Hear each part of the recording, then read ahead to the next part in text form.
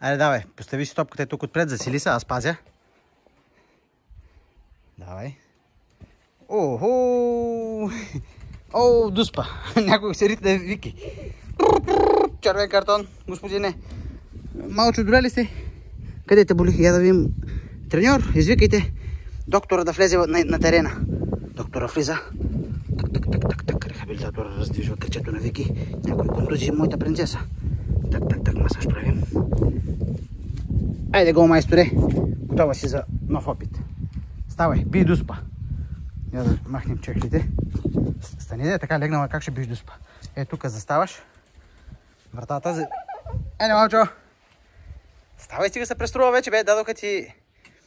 Дадоха червен картон от срещния, дето те спъна. Вече не играе в матча. Защото много жестоко те спъна. Давай сега, засили се и бий дуспата. Аз ще пазя.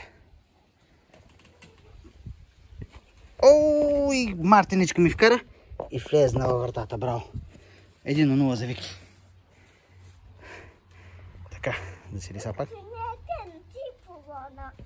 Аз ти помогнах. Как ще ти помогна? Аз пазя, не трябва да ми вкараш. Това е моята мисия. Да ти спася удара. Ти трябва да се засилиш и да ми вкараш гол. Засили се силен шут искам. Добре. Това е твоята врата. Добре, аз ще вкарвам там. Добре. Давай да се разменим. Ето тук ще го преместя в центъра. Айде, давай. Ти ще трябва да оцели стола, аз трябва да оцеля пейката. Аз ще пазя да не го оцели стола. Пазя стола. Хоп! А сега пази пейката ти. С гръб ли пазиш, бе? Ама гледай топката къде ще отиде. Как с гръб? Брех, пак спаси. Даже и с гръб, пак спаси. Давай, обръщай се и вкарвай сега ти към стола. Айде, я ще пази сега тук. Ритай ти. Гледай да оцели стола.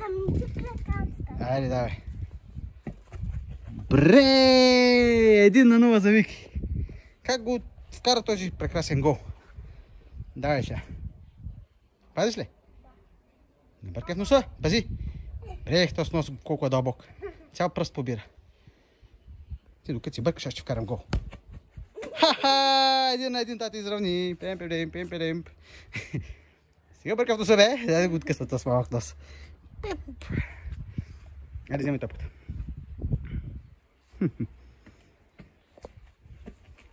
Айде си. Ако ти му кара на мен гол, твоята е моята.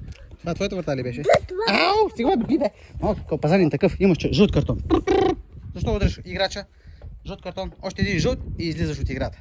Внимавай много. Не трябва да получаваш втори жълт картон. Така, доброволно излезе. Нашата нападателка се разсърди и отиде в количката да си почива. Бе, малчо. Каква е тази специална количка, бе? Каква е тази специална количка?